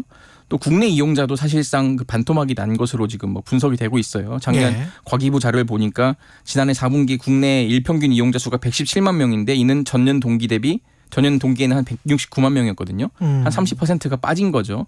물론 이제 코로나19 대유행 소강 국면인 것도 있지만은 넷플릭스 정책에 좀 뿌리난 이용자들도 좀 있었다. 이렇게 분석들이 나오고 있습니다. 날씨가 좋으면은 콘텐츠 업체들이 잘 안 돼요. 밖으로 나가니까. 아까 우아한 청년들이라고 했는데 우아한 청년들은 다른 회사고 우아한 형제들이었네. 네. 죄송합니다. 뭐 우아한 여기는 근데 남자만 근무하는 게 아닐 텐데. 그래서 이제 처음에 이제 그 창업을 할 때 아마 그런 이름으로 시작을 했었죠. 창업을 할 때 그때는 뭐 남자 위주였나 보죠. 우아한 형제들이군요. 배달의 민족은. 그러면 지금 넷플릭스 이야기하다 말았는데 단속을 앞으로는 안 하겠다는 거예요? 그건 아니고요. 단속을 어쨌든 2분기부터 할 예정이라고도 했고 이제 공유하는 거는 단속하겠다. 지금 그래서 뭐 나름대로 이제 유료화 조치 실험으로 더 나은 개선 방안을 찾았다 이렇게 설명을 했어요. 이제 영업기밀이라서 이제 설명은 안 했지만 뭐 이렇게 예를 들어서 유료화하면은 단기적으로 가입자 수가 줄어들 수 있지만은 실험을 해보니까 장기적으로는 가입자가 다 늘어나는 걸 확인했다는 거예요. 어쨌든 지금 그럼으로 인해서 장기적으로 더 큰 수익 기반을 보장할 것이다. 뭐 이렇게 설명을 했습니다. 그리고 미국에서는 DVD 우편 대여 서비스 이거는 잘 모르실 텐데 하여간 이거는 종료했다고 합니다. 이게 처음에 이제 넷플릭스 초기에 이제 원래 초기 사업이었어요. 이제는 유물로 역사 속으로 사라지게 됐습니다. 참 재밌는 사업이었는데 그 업체가 이렇게 성장할 줄은 꿈에도 몰랐습니다. 참 신기합니다. 플랫폼 업체들. 한국경제신문의 최영창 기자였습니다. 고맙습니다. 감사합니다.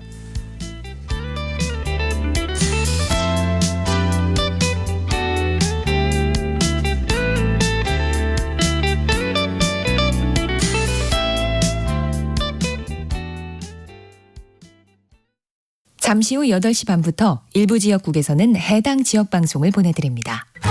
안녕하세요. 이금입니다. 부끄럽지만 경제 잘 모릅니다. 부동산 투자, 재테크, 주식 아직 못 해봤습니다. 그래도 경제에 관심은 많아요. 경제를 알아야 우리 사는 사회를 이해할 수 있으니까요. 그래서 홍사훈의 경제쇼를 챙겨 듣습니다. 진짜 시간 날 때마다요. 내용도 좋지만 홍반장, 홍사훈 기자 매력 있습니다. 오후 4시 5분 홍사훈의 경제쇼 응원합니다. 진행은 서툴지만 내용은 알찹니다. 진실의 편에서, 정의의 편에서, 약자의 편에서 뉴스를 전합니다. 주진우 라이브와 함께 더 많이, 더 오래 웃었으면 좋겠습니다. 매일 오후 5시 5분 KBS 1라디오 주진우 라이브. 지금 시각은 8시 30분입니다. KBS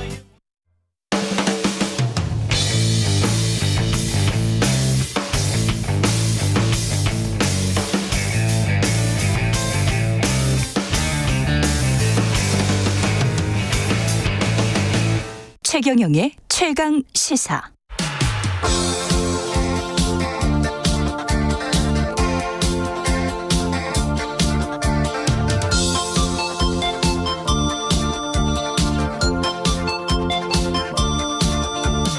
네, 매주 목요일 여야 토론이 있는 날로 정했습니다. 최경영의 최강시사에서 오늘은 특집 국민의힘 성일종 의원, 민주당 안민석 의원 이른바 안성맞춤 토론으로 알찬 시간 꾸려보겠습니다. 안녕하십니까? 네, 안민석 의원입니다. 예. 네, 성일종 의원입니다. 어느 분이 네이밍을 하셨어요? 그 다 밖에 PD들의 작품이에요. 안성맞춤. 예, 섭외도 그렇고 뭐 제목도 그렇고 괜찮습니까? 안성맞춤? 제가 국힘에서 존경하는 의원님이 딱 두 분 계신데요. 그중에 한 분이 성일종 의원님이십니다. 아이고 감사합니다. 한 의원님. 다른 의원님은 또 누구세요? 그건 영업 비밀이고. 그건 영업 비밀이시고. 실력 있으시고 상대방 존중하시고. 너무 과한 칭찬을 해주셨습니다. 그럼에도 불구하고 저는 지금 뭐 때가 때이니만큼 도살장 끌려오는 기분으로 나와 있습니다. 오늘 또 민주당 돈봉투 의혹 이야기를 안 할 수가 없을 것 같은데요. 좀 그 이야기는 좀 이따 하고 전세 사기 피해 관련해서 이게 민생 현안이니까요. 대통령도 일단 경매 일정 중단 지시를 했고 금융권도 호응을 하는 것 같습니다. 일단은 적절한 조치라고 보십니까? 어떻습니까? 네, 그렇습니다. 이제 이게 제일 먼저 선순위가 금융권으로부터 들어가잖아요. 그리고 이제 세입자의 보호가 그 이후에 들어가는데 부동산 가격 가치가 하락을 하니까 세입자의 목이 없어지는 것이지요. 그렇죠. 그러다가 보니까 이게 이제 금융위가 관련되고 국토부가 관련되는데 이 두 부서가 합작을 해가지고 협업을 하면서 지금 경매 중단 조치를 요구를 해서 절차가 지금 진행이 되고 있습니다. 그래서 잠정적으로 중단이 됐고요. 앞으로 이러한 피해자들에 대해서 구제 조치를 정부가 좀 더 세세하게 준비를 할 것으로 예상을 하고 있습니다. 국회에서는 지금 심상정 정의당 의원이 전세 사기 방지 특별법을 마련을 했는데 이게 사기라는 이 개념이 법적으로 규정하기가 쉽지 않아서 이거 쉽지 않을 것 같은데요. 법안 발의하고 통과되기가. 우선적으로 지금 현재 법상 경제 범죄 피해에 대해서는 보존을 할 방법이 없어요. 그래서 특별법이 필요한 건데요. 자, 우선 어제 대통령이 조치하신 경매 중단 조치는 일단 잘하는 거라고 봅니다. 물론 이제 때늦은 감은 있죠. 지난 1년 동안 피해자들이 지속적으로 요구를 한 건데 세 가지를 요구를 해왔습니다. 우선 이제 경매 이걸 중단시켜달라. 그다음에 경매 나온 매물에 대해서 우선순위 매입 순위를 우선적으로 해달라. 그리고 이제 국가가 국가가 다 이걸 다 매입을 해서 임대를 하는 방법을 요구를 해왔거든요. 그래서 이제 첫 번째 단계 이제 경매 중단 이게 이제 어제 된 건데요. 물론 이제 민간이 얼만큼 협조할지는 두고 봐야 될 것 같습니다만은 어제 대통령 발표 후에 바로 민간 금융권에서 새마을금고 뭐 등등 해서 회의를 해서 대통령의 말씀에 적극 협력하기로 이제 했어요. 어느 정도 될 것 같아요. 근데 이제 이거는 경매 중단은 급한 불만 끈 거지 이제 실제적인 이제 실효성 있는 정책들과 대안이 나와야 되는 것이죠. 그래서 이제 무엇보다 특별법을 여야가 이걸 좀 빨리 아주 신속하게 이것을 통과시켜야 될 것 같고요.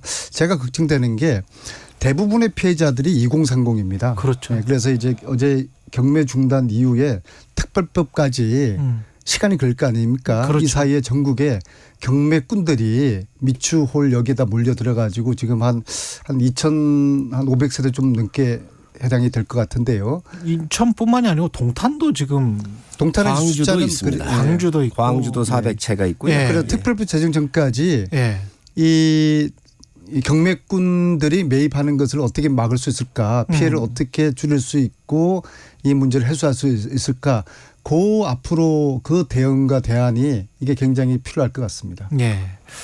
이게 이제 무자본 갭 투자 아니겠어요? 그렇죠. 자기 돈도 없이 이제 갭 투자를 노리고 들어갔었는데 이러한 꾼들에 의해서 수백 채 수천 채씩 이게 산 거란 말이죠.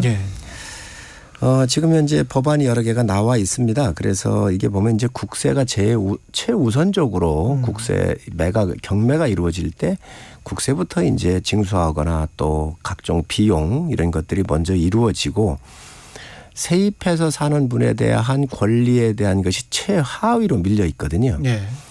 그래서 상당히 어려운 문제가 많이 있습니다. 실질적으로 이 부분이. 법적으로. 그래서 지금 장재현 의원 같은 분들도 이런 체납세나 국세보다도 좀 선순위로 그렇습니다. 세입자에 대한 선순위를 좀 둬야 되겠다. 그래서 후순위로 국세 같은 경우를 좀 미루는 이런 법안도 내놓고 했는데 아무래도 이거 같은 경우는 지금 사실상 정부가 방치한 부분들이 많이 있습니다. 부동산 폭등에 대한 이게 19년, 22년 아주 절정기를 이뤘었단 말이죠. 그래서 이런 것들에 대한 뭐 어느 정부를 막론하고 정부는 다 계승하는 것이니까 그렇기 때문에 정부에서 이런 부분들에서 특단의 조치가 있어야 될 거라고 생각을 하고요. 제 개인적인 생각으로는 금융권에 대해서 선순위가 잡혀져 있습니다. 그러면 그 금융권에 대한 이 채권에 대해서 유효성을 그냥 인정을 하고 또 금융권도 이게 상당히 회수한다고 할 때 어려움이 있을 거예요. 그렇죠. 그렇기 때문에 금리에 대한 좀 특별한 어떤 조치를 좀 취하고 금융권으로부터 위에 올라가 있는 피해 매각했었을 때 금액만큼을 정부나 아니면 정부 투자기관이 좀 어떤 조치들을 좀 해가지고 보존을 해준달지 보존이라고 하기보다는 그런 부분들을 매입을 한다든지 해서 영구 임대의 개념이거나 또 그런 임대 개념으로 가면서 장기적인 측면에서 이러한 세입자들이 원리금을 조금씩 갚아나간다든지 여러 가지 방법을 아주 구체적으로 한번 고민을 한번 해볼 필요가 있지 않나. 이 제 개인적인 생각입니다.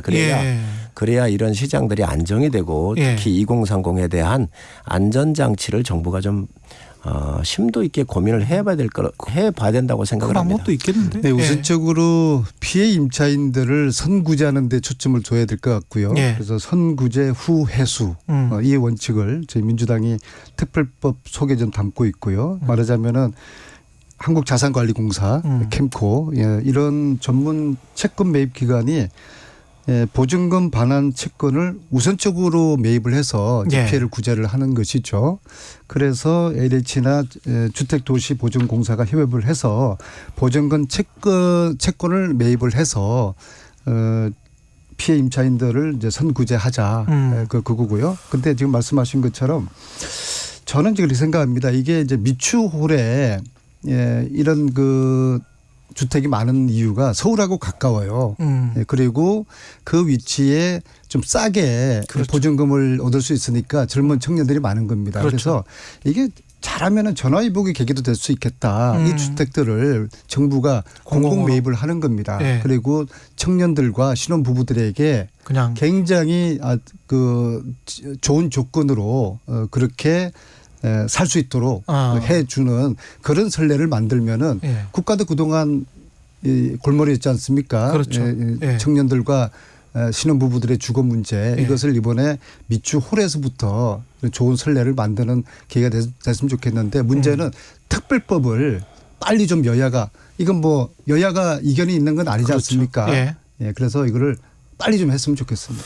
재원이라든지 이런 것들을 준비하기가 굉장히 어려움이 있을 거예요. 재원이는? 그렇습니다. 정부도 재원이 있어야 될 거 아니겠습니까? 그래서 이러한 고민부터 해봐야 되고. 허그에 좀 그래서 특별법이 필요한 거죠. 허그 같은 경우는 또 이거하고는 또 틀려요. 보증기관이에요. 그래서 이런 보증하는 방법이라든지 지금 토지주택공사 같은 경우에서 소규모로 이렇게 매입을 해가지고 임대를 예. 전환해주는 제도도 있거든요. 있죠. 예, 그래서 여러 가지 방법을 고민 한번 하고 있고요. 지금 예. 정부에서도 오늘 지금 이 시간에도 당정이 지금 협의를 하고 있습니다. 결과를 한번 좀 지켜보시죠. 이게 이제 법이 없이는 문제 해결이 어려울 것 같은데요. 또 특별법 이제 통과를 위해서 여야가 안 의원님 말씀하시는 특별법도 얘기를 하시는데 이 법이라는 게 이제 많은 분들한테 공평한 기준이 있어야 되겠죠. 그래서 네. 기준 잡으려면 아마 여야가 머리를 맞대고 그런 부분들에 대해서 심도 있게 논의를 한번 해봐야 될 겁니다. 그리고 돈봉투 이야기하기 전에 이철규 국민의힘 사무총장이 어제 출연해서 민주당 정치인이 연루됐다. 요지는 그런 것 같아요. 그러니까 이 사건에 연루됐다는 게 아니고 그 사건을 했던 그 주범이 어디 가가지고 무슨 시행사업인지 동해시죠. 개발 사업인지를 뭘 했는데 개발 사업을 할 때 어떤 정치인이 뒤를 봐준 거 아니냐 뭐 이런 주장인 것 같은데 어떻게 파악하고 계세요? 이철규 의원님이 지금 사무총장이시죠. 사무총장이시죠. 네, 그분이 이제 경찰에 오랫동안 계셨기 때문에 그분이 가지고 있는 정보는 꽤 신뢰도가 있다고 봐야 될 겁니다. 근데 저희들이 그 해당 의원이 누군지는 모르겠고 이철규 의원님도 지목하지 않으셨는데 저희들도 예의주시하고 있습니다. 그게 사실이라고 그러면은 이 와중에 어떤 불난 집에 또 기름이 또 투하되는 그런 또 아주 쑥대밭이 될 것 같은데요. 걱정이 됩니다. 그리고 알고 계시는 거 있으세요? 덧붙이실 말씀 있으세요? 의원님은? 좀 지켜보시죠. 지켜봐요. 참 여유 있는 웃음 참 두렵습니다. 아무래도 이철규 의원께서 사무총장도 하고 계시지만 또 지역구예요. 여기가 동해가. 그렇지. 본인의 지역구란 말이죠. 그래서 정보가 많을 수 있겠네. 그 자기 현장의 지역구이기 때문에 아마 그런 부분들에 대해서 정확하게 알고 계신 거 아닌가 생각을 합니다. 성일정 의원님이 이제 더 느긋해지실 것 같은데 민주당 전당대회 돈봉투 의혹 같은 경우는 거의 사실로 굳어지는 분위기입니다. 어떻습니까? 일단 민주당은 어떻게 보세요? 제가 아까 말씀드렸듯이 제가 웬만해서는 안 그럴 텐데 오늘 이 자리에 오면서 도살장 끌려오는 기분이었습니다. 약속은 지난주에 하셨어가지고 이게 정치가 이제 타이밍의 예술이거든요. 근데 좀 사과도 조금 늦었고요. 하긴 했지만 그다음에 송영길 대표도 즉시 귀국해서 수습했어야 되는데 그 타이밍을 놓쳤고 그리고 저희들이 진상조사를 하기로 했다가 또 번복을 했어요. 그렇죠. 이것도 국민들 보시기에 조금 아니면 굉장히 좀 어색해져 보이는 것이죠. 그래서 그다음에 실언들도 좀 있었고 10대 차비. 그렇죠. 그래서 저희들은 지금은 뭐 할 말이 없습니다. 지금은 당이 지금 쑥대밭이 지금 되고 있는데요. 문제는 이것이 이제 시작에 불과하다고 저는 생각이 돼요. 또 다른 폭탄이 어디서 언제 나올지 그리고 이 폭탄을 검찰이 다 제조해 놓고서 캐비넷 안에 적기에 이게 투하할 거라고 보거든요. 그래서 저희들이 좀 더 선제적 조치를 과감하고 엄중하게 해야 될 필요가 있다. 그렇게 생각되고요. 저는 이 문제가 결국에는 정치권의 판가리의 신호가 될 거라고 봅니다. 2004년 17대 국회가 판가리가 됐지 않습니까? 그리고 그 사이에 부분적으로 물갈이 됐지만은 2004년 수준의 판가리는 안 됐거든요. 그래서 20년 만에 이번에 돈봉투 의혹 사건을 계기로 해서 우리가 일단 크게 아마 바뀔 거예요. 그러면은 그러면 이제 여당도 안 바뀔 수가 없을 것입니다. 그래서 결국에는 판가리가 되면은 정치 발전을 위해서 또 전화위복의 계기가 되지 않을까 그런 생각합니다. 그런데 민주당이 얼마나 쇄신하느냐에 따라서 그 사실은 국민의힘도 어떻게 보면 민주당의 위기인데 윤희숙 전 의원도 그런 이야기를 하더라고요. 덕분에 우리도 좀 쇄신이 됐으면 좋겠다 그런 이야기를 하던데. 민주당이 굉장히 어려울 거예요. 저희가 탄핵을 맞고 5년 동안 야당을 했었잖아요. 5년. 야당이 돼서는 무엇을 해도 안 됩니다. 이런 악재가 꼬일 때는 또 쏟아질 때는 이게 모든 게 다 꼬이게 돼 있어요. 어떠한 쇄신 그 어떤 혁신 아무리 외쳐도요 한계가 있습니다. 또 야당의 한계도 있고. 예. 결론적으로 시간이 가야 되는 것이고 특히 지금 민주당은 이재명 대표의 사법 리스크가 굉장히 크잖아요. 예. 이게 아무리 부정을 해도 이게 벗어날 수가 없습니다. 왜냐하면 행정가로서 시장할 때 이루어진 일들이기 때문에 총체적인 책임은 다 지고 있는 거예요. 두 번째 이제는 이제 아주 구체성을 띠고 있는 본인의 육성들이 함께 있는 당의 대표를 뽑는 전당대회에서 돈봉투가 그것도 집단적으로 이렇게 다 감염이 된 거잖아요. 예. 그러다가 보니까 이 부정부패의 이미지를 이게 벗어던지기가 굉장히 어렵습니다. 옛날에 저희가 5년을 해봤었을 때 탄핵 맞았었을 때 그 기준으로 돌아가 보면 지금 민주당이 겪고 있는 이 어려움이 굉장히 오래 갈 거라고 보여지고 안 의원님께서 핵심적으로 짧게 잘 말씀을 정리를 하시던데 이재명 대표 부분도 이재명 대표께서 일찍 이유야를 막느라고 사과부터 했었으면 또 이번 돈봉투가 나왔었을 때도 예를 들면 이정근 같은 개인의 일탈이라고 하지 말고 예. 또 정치 탄압이고 야당 파괴다 이렇게 하지 말고 거기에 대해서 겸허하게 무릎을 꿇고 사과부터 했었으면 오히려 쇄신으로 갈 수 있는 길이 있었는데 이런 것들이 스텝이 다 꼬였단 말이죠. 그래서 지금 민주당이 겪고 있는 굉장히 어려움이 있지 않을까 생각을 하고 예. 윤희숙 의원님 말씀을 주셨는데 저희가 야당을 하면서 굉장히 어려움을 겪을 때 친박과 비박이 싸웠잖아요. 예. 그때 대폭적인 물갈이가 있었습니다. 친박의 거두 또 비박의 거두 그리고 탄핵에 관련됐거나 문제 있었던 분들에 대한 당의 대대적인 그러한 소정파들의 정풍이 있었고 또 공천 과정에서 그에 대한 책임들을 물었었거든요. 예. 그렇기 때문에 아마 이번에 이 민주당도 저희들 경험에 비추어 보면 그런 과정을 겪지 않을까 생각을 합니다. 특히 총선이 이제 1년밖에 안 남았잖아요. 그렇죠. 아마 이게 큰 모멘텀이 되지 않을까 생각을 합니다. 개혁을 둘러싸고 자체 내 주도권 싸움이 번지고 그게 좋게 갈지 나쁘게 갈지는 모르겠습니다만 성일종 의원님은 일단은 뭐 더 글로리식으로 말씀을 드리면 연진아 앞으로의 앞날은 더 힘들 거야 뭐 이렇게 지금 이야기를 하시는 것 같은데요. 이제 아니 잠깐만요, 안 의원님. 예. 그게 이제 저희 경험해 보면 예. 계파 간의 치열한 싸움이 생존 싸움이 그 안에서 벌어집니다. 저희도 그랬습니다. 친박 비박 싸움에서. 나는 깨끗하다. 그렇습니다. 그런데 그게 또 어디서 정돈이 되냐면 예. 당이 완전히 망해야 됩니다. 저희는 21대 총선에서 대패를 했잖아요.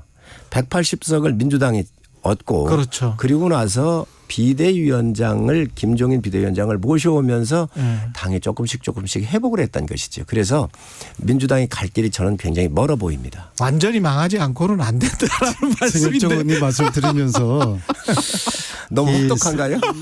그 탄핵 쓰나미를 예. 경험을 하고 어려운 시련의 시간을 몇 년 거친 후에 다시 정권을 잡은 승자의 저 여유로움이 참 부럽기도 하고 예. 또 한편 저희들은 이제 두렵죠. 예. 두려운데 어쨌거나 이 쓰나미의 끝이 어떤 결과일지는 사실은 아무도 장담하지 못하죠. 저희들이 정당 혁신, 민주당 혁신의 일대 계기가 되어서 예. 황골 탈퇴해서 국민들에게 신뢰받는 그런 모습으로 다시 태어날 수도 있고요. 예. 그러면은 아마 또 전화위복이 되겠죠. 반대로 당면까지 바꿔야 되는 그런 당의 커다란 위기를 또 맞을 수가 있고요. 그리고 또 이게 정치가 상대가 있는 게임이지 않습니까? 예.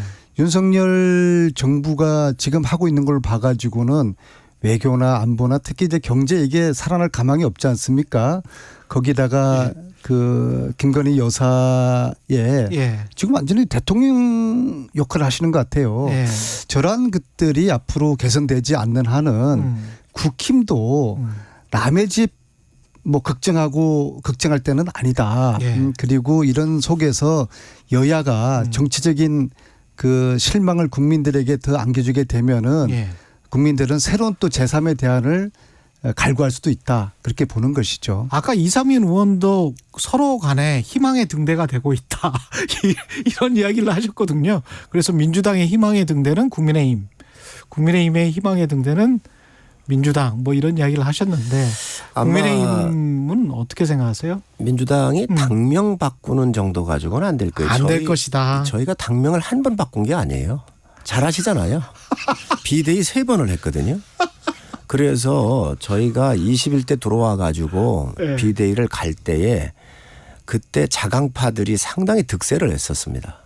자강파들 논리가 뭐였냐면 21대 네. 우리가 대표하고 원내대표를 뽑고 이 당 지도 체제를 어떻게 할 거냐. 자강으로 갈 거냐 비대위로 갈 거냐. 이 싸움이 붙었었어요. 그때에 다 자강으로 가자 그랬어요. 그러면서 자강파들 이야기가 뭐였냐면 비대위 3번을 다 실패했다 그랬거든요. 제가 보니까 그게 맞는 얘기예요. 비대위 3번. 3번 했었잖아요. 예. 김희옥 비대위원장, 인명진 비대위원장 이렇게 3번을 했었잖아요. 예. 제가 여러 가지 이렇게 비교를 해보니까 그 말이 맞아요. 그런데 어느 날 부뜩 생각난 게 그러면 정상적인 전당대회를 통해서 집행부가 구성됐었던 그 집행부는 성공했느냐. 아니거든요. 실패했거든요. 이정현 당대표였을 때 탄핵으로 갔지요. 홍준표 대표 체제에서 지방선거 대패했지요. 황교안 대표 체제에서 또 대패했지요. 그것도 아니더라는 거예요.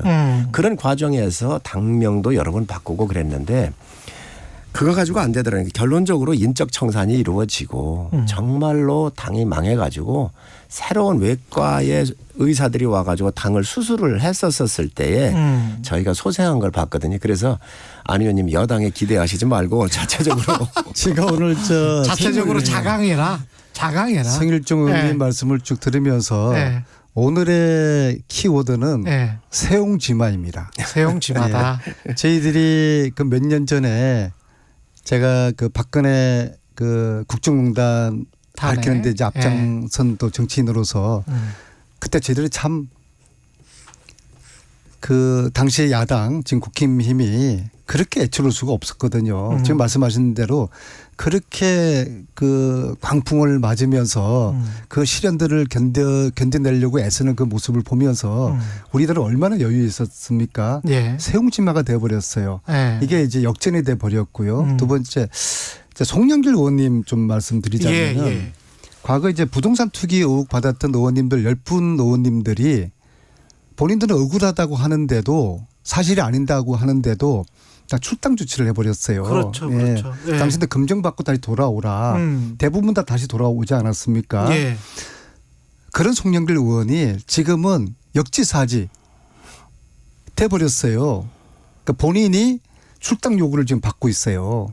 게다가 억울하든 안, 뭐 억울하지 않든 간에 일단 출당하고 난 다음에 깨끗이 털고 난 다음에 다시 들어오라는 그런 또 요구를 당 안팎에서 받고 있지 않습니까? 그래서 참 정치라는 게 세옹지마다. 근데 전 뭐 국회의원 정도가 아니고 전 당대표란 말이죠. 근데 수업이 있어서 이제 들어가야 되겠다라고 말씀하시고 들어가는 모습이 너무 평안해 보이고 국내에서 봤을 때는 좀 너무 한가해 보였기 때문에 그거를 또 민주당 지지자들이든 또는 국민의힘 지지자들이든 어떻게 그게 비춰질까. 그런 거는 전 대표가 좀 너무 무책임하지 않나 그런 생각이 좀 들긴 하더라고요. 드리면요. 예. 지금은 당과 송영길 대표가 사는 방법이 딱 한 가지밖에 없습니다. 한 가지 방법밖에 없다. 송영길 대표가 사적생에 각오를 해야 됩니다. 예. 다 내려놓고 죽기를 각오해야 됩니다. 본인이 책임이 있든 없든 본인이 알았든 몰랐든 간에 본인의 측근들이 관련돼 있고 구속이 지금 되고 있습니다. 그러면은 22일 날 기자회견할 게 아니라 22일 날 귀국을 해서 이 모든 것을 내가 안고 가겠다. 나의 책임이다. 내가 어떠한 책임이라도 내가 달게 받겠다라는 모습을 보여주게 되면은 일단 탈당을 해야 된다.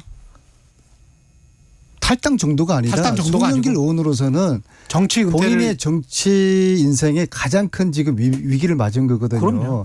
이 상태에서 미련을 가지고 뭔가에 집착을 하는 순간 판단을 제대로 못합니다. 다 내려놓고 다 버려야 됩니다. 그래 그러한 사적생의 정신으로 이 문제를 대처하고 또 당에서도 다들 그렇게 요구를 해요. 의원님들 어제 중진 의원들을 만났는데 어느 누구도 동정하는 분들이 없더라고요. 빨리 송영길 전 대표가 빨리 와서 이거 수습해야 된다. 반면에 아마 검찰의 입장에서는 우리가 이제 검찰 정권이라고 이야기하는데 정권의 입장에서는 송영길 대표 제발 귀국하지 마라.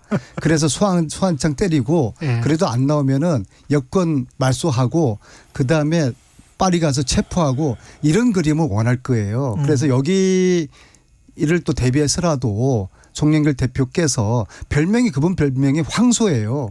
황소 같은 우직함. 그런 지도자다운 모습 보여주고 그 핵심은 지금은 사적생의 정신이다. 저는 그렇게 생각을 합니다. 송영길 대표가 귀국을 안 할 거리요. 저렇게 귀국 안 하시길 바란다니까요. 이미 송영길 대표가 성격상 귀국 안 한다. 여기에 관련이 없거나 자신이 있었으면 수업이 아니라 그 어떤 것도 관두고 바로 들어와서 해명하고 수습하려고 노력을 했을 거예요.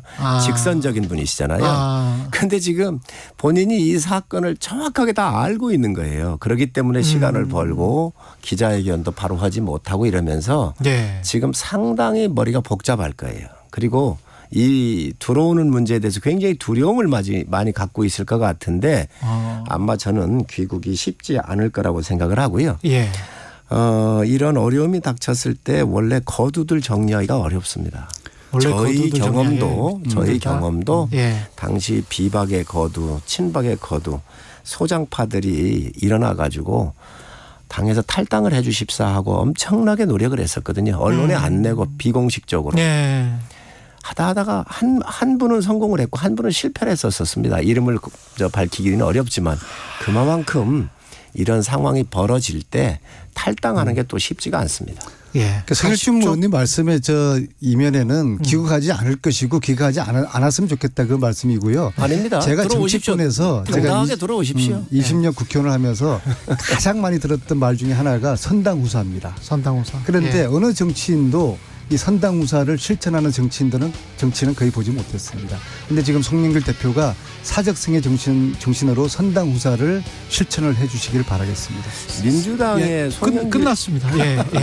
서현진님이 오늘 패널들 너무 솔직하고 부드러운 정치인이어서 정말 좋다고 말씀하셨습니다. 국민의힘 송일정 의원, 민주당 안민석 의원이었습니다. 고맙습니다. 감사합니다. 네, 고맙습니다.